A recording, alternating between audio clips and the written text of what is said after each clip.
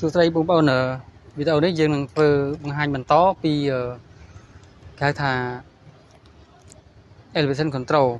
2 point area តពីវីដេអូមុន 2 point area នេះគឺយើង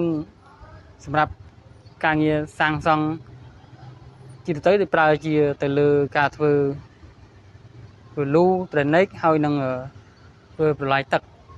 ជាច្រើនជាទៅហើយយើងក៏អាចយកទៅធ្វើលើការងារអ្វីផ្សេងទៀតបានដែរឲ្យទៅថាលក្ខណៈជាថាមានជំរេ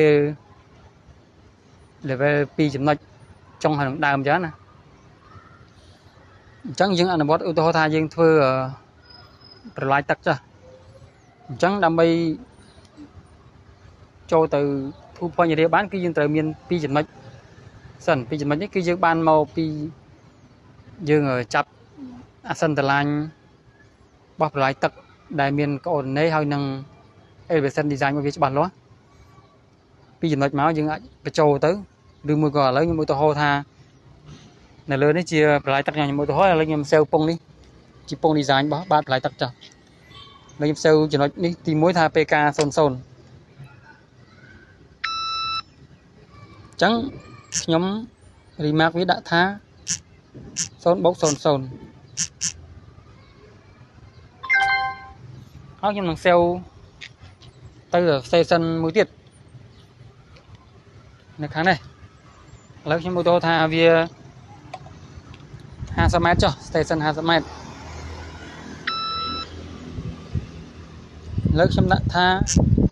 0/050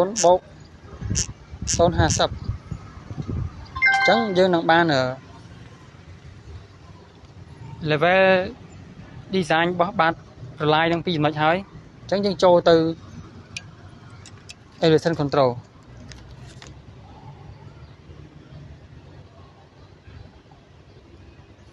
អញ្ចឹងយើង add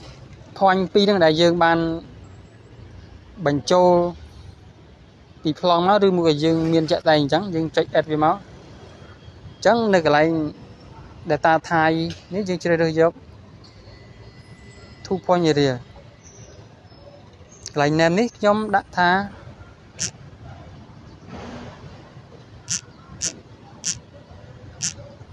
2 point area cut អញ្ចឹងដែរយើងឧទាហរណ៍ធ្វើបន្លាយទឹកអញ្ចឹងណាអញ្ចឹងនៅកន្លែងចំណុចទី1នេះគឺយើងចុចទៅជ្រើសរើស point របស់វាមកកន្លែង tray នេះអញ្ចឹងខ្ញុំជ្រើសរើសផ្ដើមពីចំណុចលេខ1 PK 00អូខេមកនៅត្រង់កន្លែង grade នេះគឺយើងមិនបាច់ដាក់ទេដោយសារយើងបេះទៅលើ elevation របស់ពីចំណុចហើយអញ្ចឹងអានៅ point ទី2នេះគឺយើងជ្រើសរើស point ទី2មកចុចអូខេទៅមក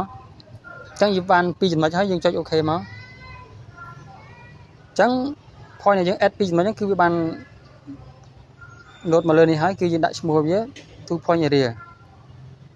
ខាត់អញ្ចឹងយើងចុចទៅលើវាទៅចុចអូខេមក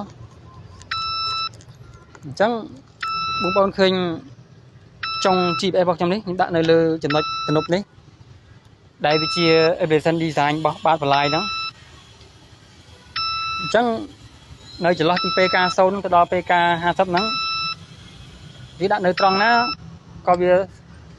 ស្គាល់ដែរឲ្យទៅនៅចំ level របស់ពីចំណុច slope ហ្នឹងគឺវាស្រេកឲ្យហើយអញ្ចឹង slope ពីនេះគឺ